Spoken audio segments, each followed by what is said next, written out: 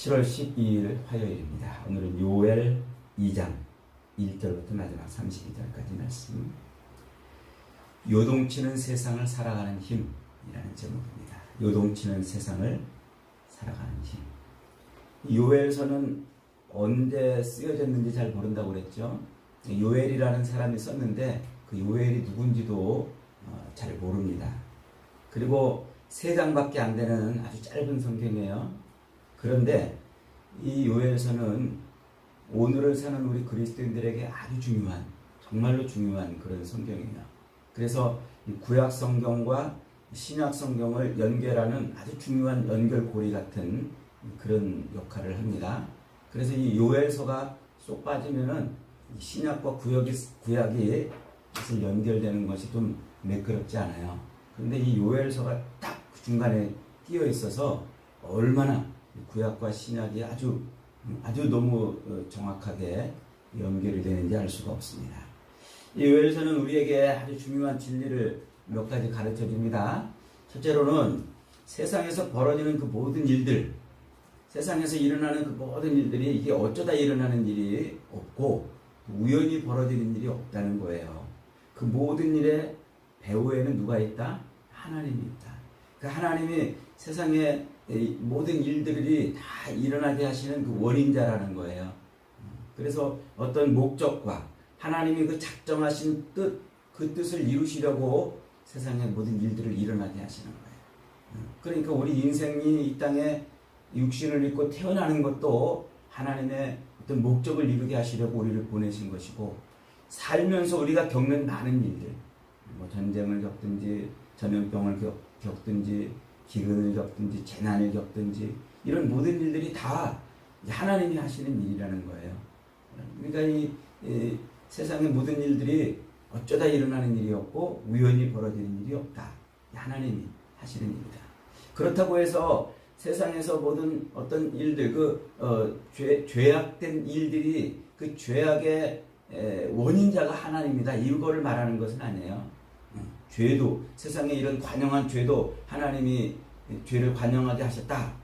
그래서 우리가 죄를 짓는 것도 하나님이 원인자이시기 때문에 이 죄에 대한 책임이 우리에게 없다. 이렇게 말하는 것은 아니라는 거예요. 예컨대 이제 이런 거죠. 태양빛이 밝게 비치면 식물들이, 생명이 있는 식물들이 얼마나 아주 활발하게 그리고 번성하며 잘 자랍니까? 그런데 이 식물에 생명이 없으면, 이 태양빛이 비치면 이 식물은 오히려 악취가 나고 썩어버리죠. 켈빈은 기독교 강의에서 그걸 이렇게 비유로 설명합니다. 길거리에 개가 햇빛이 비치면 살아있는 개는 더 생명을 누리지만 죽은 개는 악취가 나서 썩어버린다. 이렇게 표현하는 거죠. 그러니까 하나님이 세상 모든 것의 원인자이시지만 죄에 대한 책임까지도 하나님이 지시는 분은 아니시다. 이렇게 말씀하고 있는 거죠. 어쨌든 이 지금 요엘은 세상에서 벌어지는 그 모든 일들이 다 하나님이 주무르고 계시는 일이다 라고 설명하고 있어요. 그리고 두 번째로는 세상의 모든 역사, 이 시간이 흘러가잖아요. 그 시간이 흘러가는데 그 시간이 흐르는 그 모든 끝, 역사는 어디를 향하고 있다고요? 여호와의 날, 그날을 향해 가고 있다는 거예요. 그래서 세상의 모든 그 시간의 흐름, 그 시간의 흐름에서 벌어지는 그런 모든 일들, 그 일의 끝자락은 어디를 향해서 가고 있다? 여호와의 날. 그날이 곧 마지막 때죠. 종말의 때인 거예요. 그날은 하나님의 심판과 구원이 일어나는 날이에요. 그래서 이 죄로 더러워진 이 세상은 심판으로 끝날 것이고, 또 하나님의 백성들은 구원의 노래를 부를 것이다. 그날이 여호와의 날이라 그래요. 그래서 하나님의 백성들은 뭐를 바라보며 살으라고요? 그 날을 바라보면서 살아야 된다 해요.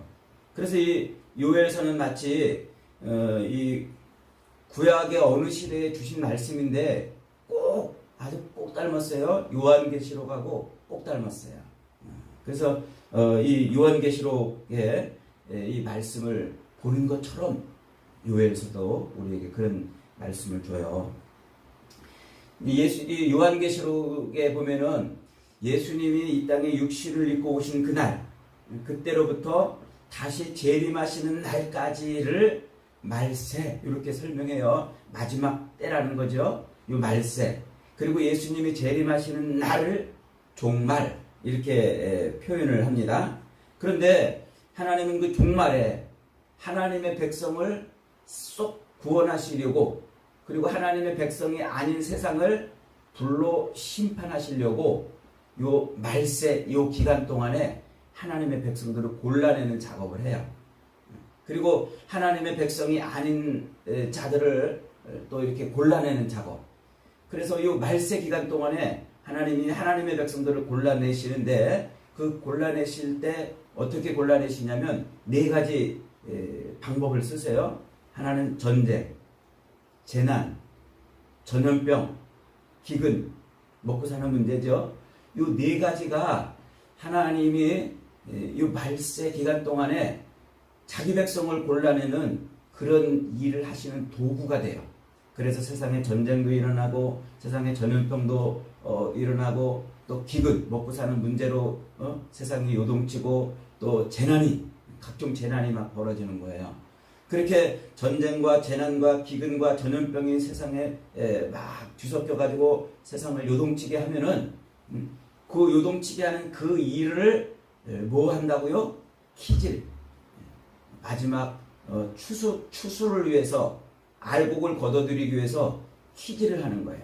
그러면 그 세상을 요동치는 전쟁과 기근과 재난과 전염병으로 세상을 막 흔들면, 키질을 하면 알곡은 촉촉촉촉 모여있고 쭉정이는 밖으로 나가는 거예요. 여기 요한계시록이 말세를 설명하는 추수의 그림이에요. 그래서 하나님은 요 말세 기간 동안에 자기 백성들을 그렇게 세상을 요동치게 하는 그 일로 키질해가지고 자기 백성을 이렇게 알곡으로 모아 놓는단 말이죠. 그런데 이 요엘서가 마치 데칼코마니처럼 똑같이 계시록에 있는 그 그림이 그대로 설명되고 있어요. 그래서 요엘서도 지금 1장에서 우리가 배웠잖아요. 1장에서 이 이스라엘 땅을 무엇이 휩쓸었어요? 메뚜기 떼가 휩쓸어가지고 아주 모든 것을 황폐하게 했어요. 그래서 이 메뚜기 떼가 그 땅을 다 덮어가지고 기근도 벌어지고 모든 것이 다 황폐한 그런 일이 벌어졌는데, 그 메뚜기 떼가 덮치는 그것을 오늘 2장에서는 마치 군대가 휩쓸고 있는 것처럼 이렇게 설명해요. 그게 이중적 표현인 거예요. 그러니까 실제로 이스라엘 땅에 전쟁이 덮칠 것을 말하고 있는 거죠. 그러니까 그 메뚜기 떼가 덮치는 그 재난, 그리고 그것으로 말미암은 기근, 또 그것이 의미하고 있는 그 전쟁의 그런 일들. 그러니까 요한계시록에서 말하고 있는 것처럼 전쟁과 기근과 재난과 전염병 이런 것들로 그 땅을 뒤집어 엎는 거예요. 요동치게 하는 거예요. 그때 그렇게 세상을 요동치게 할 때 하나님의 백성들은 어떻게 한다고요? 하나님께로 모인다고요. 하나님의 백성이 아니면은 밖으로 나가게 돼 있어요. 그래서 하나님을 대적하고 하나님과 상관없이 살게 되고, 그때 그렇게 다 모아놓은 다음에 종말에 여호와의 날에 심판을 하시고 쏙 하나님의 백성들을 구원하신다. 지금 그렇게 지금 말씀하고 있는 거예요. 그 다음에 이제 세 번째로 이 요엘서는 그 여호와의 날, 그 종말의 날, 요 말세로부터 예수님의 그 초림부터 다시 오실 재림 때까지 그 기간이 말세라고 그랬죠. 그래서 이 언제 오실지 모르지만 그 종말의 날까지 그 말세를 살아가는 성도들 어떻게 살아야 될 것인가, 그 말세를 버텨낼 수 있는 힘이 무엇인가를 설명해요. 그러니까 이 말세에 하나님은 세상을 요동치게 한다고 했죠. 막 키질을 한다고 했죠. 전쟁도 일어나고 재난도 일어나고 기근도 벌어지게 하고 전염병도 터지게 해서 막 키질을 하고 요동치게 해요. 그때 그 요동치는 세상 속에서 성도는 어떻게 살아야 되는지, 무엇을 붙들고 무엇을 의지하며 살아야 되는지, 그 키즈를 어떻게 버텨낼 것인지를 설명을 해주고 있는 거예요. 너무 기가 막혀요. 그래서 요엘서와 요한계시록은 거의 똑같은 책으로 이렇게 볼 수가 있어요. 오늘 본문 1절에서 11절까지는 여호와의 날이 임박했다 지금 말씀하고 있잖아요. 계시록에서도 여호와의 날 주님이 재림할 때가 임박했다. 그래서 마라나타 아멘 주 예수여 오시옵소서 그렇게 외치면서 살라고 그러잖아요. 이 여호와의 날 심판과 동시에 구원의 날 그날이 지금 임박했다 지금 말하고 있어요. 그날은 2절의 표현대로 아주 어둡고 캄캄한 날이고 짙은 구름이 덮인 날이라고 그랬어요. 하나님의 은혜의 빛이 사라진 날이죠. 소망의 빛이 사라진 날이에요. 그날은 그 마지막 날 여호와의 날은 옛날에도 없었고 대대로 있지 않을 날이에요. 그리고 그날로 모든 역사가 종결이 되는 날이라는 거죠. 3절에 보니까 이제 불이 그들의 앞을 사라며 불꽃이 그들의 뒤를 태운다고 그랬어요. 그러니까 모든 것이 사라질 거라는 거예요. 모든 것이 사라지는 날. 그리고 11절 말씀해 보니까 여호와께서 그의 군대 앞에서 소리를 지르시고 그의 진영은 심히 크고 그의 명령을 행하는 자는 강하니 여호와의 날이 심히 크고 두렵도다. 그러니까 이 마지막 때 이 여호와의 날은 하나님의 군대를 동원하시는 거예요. 그 하나님의 군대를 동원해서 그 하나님의 명령을 받아가지고 이 세상에 심판을 하시는 그 하나님의 군대를 막을 자가 없어요. 힘이 크고 두려운 그런 일이 이제 벌어지는 거죠.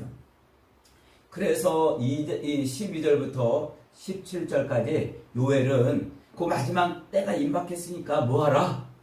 회개하라 라고 외치는 거예요. 12절 보십시다. 여호와의 말씀에 너희는 이제라도 금식하고 울며 애통하고 마음을 다하여 내게로 돌아오라 하셨나니 너희는 옷을 찢지 말고 마음을 찢고 너희 하나님 여호와께로 돌아올지어다. 그는 은혜로우시며 자비로우시며 노하기를 더디하시며 인애가 크시사 뜻을 돌이켜 재앙을 내리지 아니하시나니 주께서 혹 마음과 뜻을 돌이키시고 그 뒤에 복을 내리사 너희 하나님 여호와께 소제와 전제를 드리게 하실 것이다. 그러니까 이 임박한 여호와의 날이 임박했으니까 뭐하라? 빨리 하나님 앞에 엎드려 회개하라. 빨리 마음을 하나님께로 드려라 하는 거죠. 그 마지막 심판의 날이 이르기 전에 하나님 앞으로 돌아와야 된다는 거예요. 그러면서 요엘은 하나님의 성품을 소개해 주고 있어요. 하나님은 은혜로우신 분이세요. 자비로우신 분이에요. 또 노하기를 더디하시는 분이에요. 이사야 선지자, 예레미야 선지자의 말씀처럼 하나님은 이 백성들을 망하게 하시려는 분이 아니고 구원하시려고 하시는 분이라는 거예요. 그래서 하나님은 그렇게 자기 백성들을 구원하시는데 무엇을 가지고? 인애가 크신 분이라고 했어요. 그 인애라는 말은 시편에서부터 우리가 계속 공부해온 말이에요. 헤세드라는 말이라고 그랬죠. 언약에 근거한 사랑이란 말이에요. 하나님은 그 사랑을 언약에 근거해서 사랑하시는 거예요. 그러니까 한번 언약을 맺은 백성이면 절대로 하나님은 스스로 그 언약을 파기하시는 분이 아니세요. 우리가 그 언약을 깨트리면 깨트릴지언정. 이 호세아 선지자의 이 말씀처럼 고멜이 남편과 결혼하고 그 사랑의 언약을 깨트리고 스스로 자기 욕망을 채우려고 세상을 달려나가면 나갔지, 하나님은 그 언약을 스스로 깨트리시는 분이 아니에요. 그래서 그 언약을 기억하고 하나님과 내가 언약을 맺은 존재구나 깨닫고 하나님 앞에 돌아오면 하나님은 그 언약에 풍성하신 분, 그 언약에 충실하신 분이라서 우리를 뭐 하신다? 받아주신다 라고 말씀을 하고 있는 거예요. 그래서 이 선지서들, 구약의 선지서들, 이사야나 예레미야나 이런 선지서들은 언약을 굉장히 중요하게 다루고 있어요. 그러니까 빨리 하나님 앞에 어떡하라? 빨리 엎드려 회개하라 하는 것이죠. 그러면 18절에 하나님이 어떻게 하신다고요? 그때의 여호와께서 자기 땅을 극진히 사랑하사 그의 백성을 불쌍히 여길 것이다. 하나님 앞에 엎드려 회개하면 하나님이 그 언약을 기억하고 뭐 하신다고요? 하나님이 그 땅을 회복시키시고 자기 백성들을 불쌍히 여긴다 그랬어요. 그러면서 19절부터 마지막 27절에는 이제 하나님이 자기 백성을 불쌍히 여기사 그 임박한 그날로 인하여 하나님 앞에 엎드리면 하나님이 그들에게 부으시는 복이 무엇인가를 설명해 주고 있어요. 26절 한번 특별히 봅시다. 너희는 먹되 풍족히 먹고 너희에게 놀라운 일을 행하신 너희 하나님 여호와의 이름을 찬송할 것이라. 그러니까 이 기근과 먹고 사는 문제 이런 것들이 다 사라져 버리는 거예요. 메뚜기 떼가 급습을 해가지고 삶이 곤란을 겪게 됐는데 이제 그 모든 것을 하나님이 완전하게 사라지게 하시는 거예요. 그리고 내 백성이 영원히 수치를 당하지 아니하리로다. 더 이상 이제 외국의 군대가 침입해가지고 그 백성들을 포로로 잡아가는 그런 수치를 당하지 않게 할 것이다 라고 말씀하고 있는 거죠. 그러니까 이 땅에서 하나님 앞에 엎드리기만 하면, 회개하고 기도하기만 하면, 그 언약을 기억하고 그 언약을 붙들기만 하면 하나님이 이 땅에서 그의 백성, 자기 백성의 삶을 무엇하신다? 책임지신다 라고 말씀하고 있는 거예요. 이 말씀은 우리가 무엇을 떠올리냐면 예수님께서 마태복음 6장에서 기도를 가르치신 그 말씀을 떠올리게 하는 말씀이에요. 예수님이 제자들을 모아놓고 기도를 가르치시잖아요. 너희는 기도할 때 외식하는 자와 같이 하지 말고 골방에 들어가서 은밀히 보시는 하나님 앞에 기도하라. 그리고 너희는 또 기도할 때 이방인과 같이 중언부언하지 말아라. 그러면서 너희는 이렇게 기도하라. 하늘에 계신 우리 아버지여, 이름이 거룩히 여김을 받으시오며 쭉 기도를 하시다가 너희가 기도할 때 이방인들처럼 늘 무엇을 먹을까, 무엇을 마실까, 무엇을 입을까 하지 말라. 이는 다 누가 구하는 거라? 이방인들이 구하는 것이라. 너희가 구하기 전에 하나님은 이미 너희에게 이 모든 것이 있어야 될 줄을 아시느니라. 그러므로 너희는 먼저 그 나라와 그 의를 구하라. 그리하면 이 모든 것을, 무엇을 먹을까 마실까 입을까 했던 그 모든 것을 너희에게 더하시리라 라고 하는 그 예수님의 그 마태복음 6장의 말씀을 떠올리는 거예요. 그래서 자기 백성을 하나님이 어떻게 하시는 거예요? 기도하는 자, 하나님 앞에 매달리고 하나님의 나라를 구하고 하나님의 의를 구하는 그 백성을 먹고 사는 문제로 염려, 걱정, 두려움게 하지 않고 책임지시겠다는 그 약속의 말씀을 여기서 볼 수 있어요. 그러니까 이 요엘서의 말씀이 그것이 그대로 담겨져 있는 것이죠. 그래서 하나님은 이 땅에 사는 성도들이 하나님의 이 언약 안에 살도록, 그의 나라 안에 살도록 그렇게 요구를 하시는 거예요.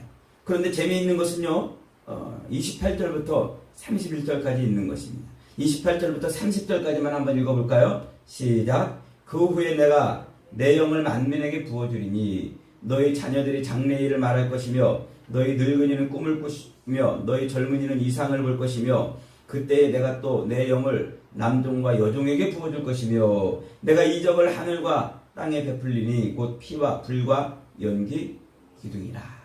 이 구절이 이 요엘서의 독특한 부분이면서 이것이 신약과 구약을 연결해주는 아주 중요한 끈입니다.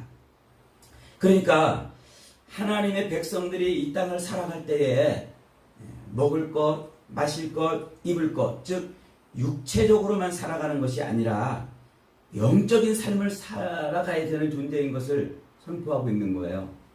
여러분, 영적인 삶이 뭡니까? 영적으로 산다는 게 뭐예요? 눈에 보이는 세상만이 아닌 눈에 보이지 않는 영의 세계가 있다는 것을 깨닫고 사는 거예요. 눈에 보이지 않는 영의 세계. 그래서 눈에 보이지 않는 그 영의 세계에서 악한 영, 우리를 하나님에게서 떼어놓으려고 하는 그 악한 영이 우리를 미혹하고 역사하고 있음을 깨닫는 거예요. 동시에 하나님께 의탁하고 하나님께 붙들리면 하나님이 그 악한 영으로부터 자기를 보호하고 있음을 깨닫는 것. 그걸 깨닫고 사는 게 영적인 삶이에요. 단지 먹을 것, 마실 것, 입을 것만 붙들고서 이 육신을 위해서 사는 그 삶은 우리 육체가 끝나면 끝이잖아요. 그러니까 이 영적인 삶이라는 것은 이 영의 세계, 우리 육신으로만 사는 세계가 아닌 영으로 사는 세계가 있다는 것을 아는 게 영적인 삶이에요. 그때 악한 영도 우리를 공격하고 하나님께 붙들리려고 하는 자도 하나님이 붙들어 주시는 그런 세계가 있음을 인식하고 사는 것, 그것이 바로 영적인 삶이라는 거예요. 요 마지막 날 여호와의 날을 기억하고 그 심판의 날을 기억하고 또 구원의 날을 기억하고 하나님 앞에 엎드려서 언약을 붙들고 기도하는 백성에게 하나님이 어떻게 하신다고요? 하나님의 영을 부으신다고요. 그래서 그 영적인 세계를 살아가게 하신다고요. 그 영은 무슨 영입니까? 루아흐, 성령이죠. 태초에 하나님이 진흙덩어리인 그 아담을 만들어 놓고 그 코에 후 하고 불어넣으셨던 바로 그 루아흐, 성령이에요.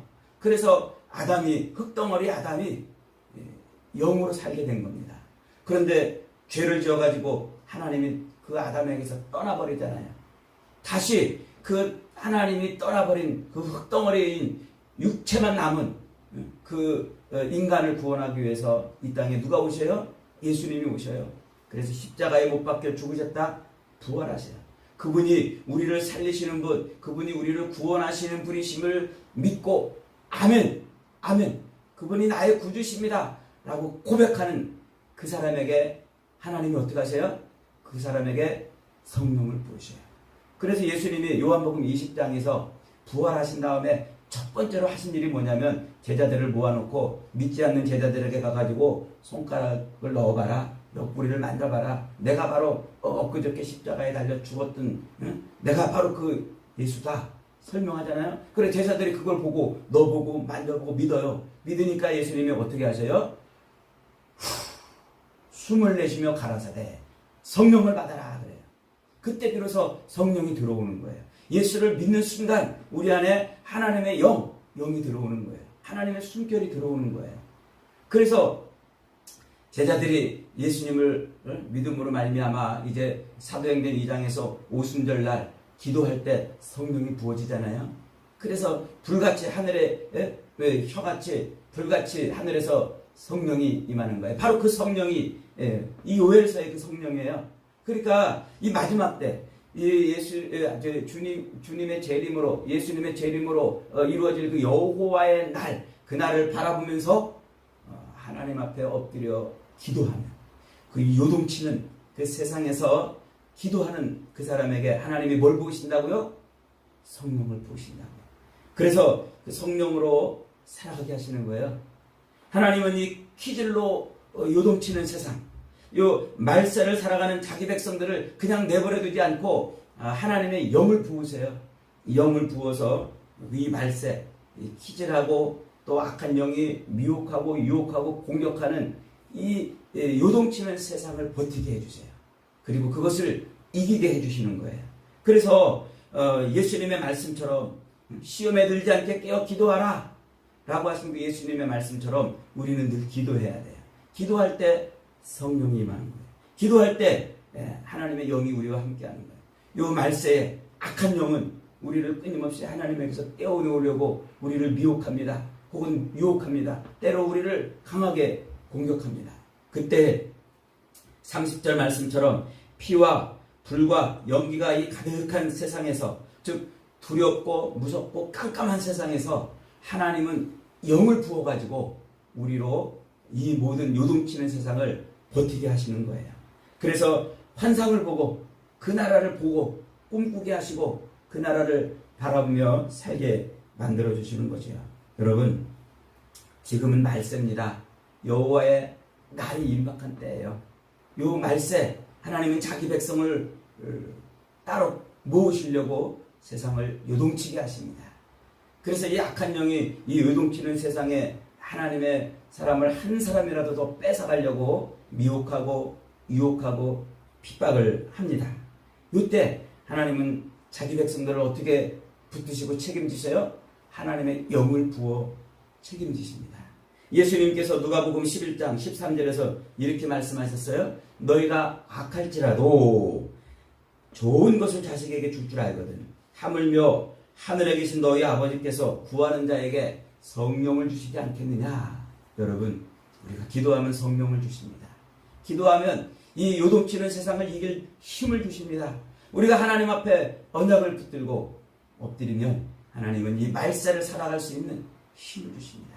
악한 영이 우리를 미혹하고 공격하는 이 모든 미혹과 유혹들을 이겨낼 수 있는 은혜를 부어주시는 겁니다.